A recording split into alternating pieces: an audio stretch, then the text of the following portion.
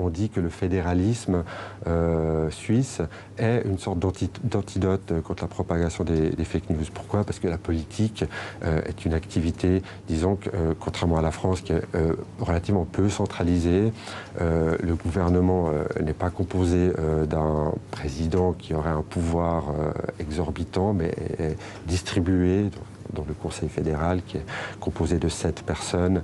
Et il y a une culture du compromis, de la discussion et du dialogue en Suisse qui, semble-t-il, prémunirait contre des tentatives de déstabilisation et d'agression étrangère ou interne pour manipuler l'information. Il y a aussi la notion de démocratie directe. On dit que le peuple suisse peut souvent décider de lois, de changements constitutionnels par le vote. Mon idée n'est pas de valoriser le système suisse et de dire que sa supériorité la prémunit contre les attaques de fake news et que la France devrait en tirer des leçons. C'est plutôt d'illustrer l'idée que le phénomène fake news est en fait dépendant du milieu dans lequel il évolue.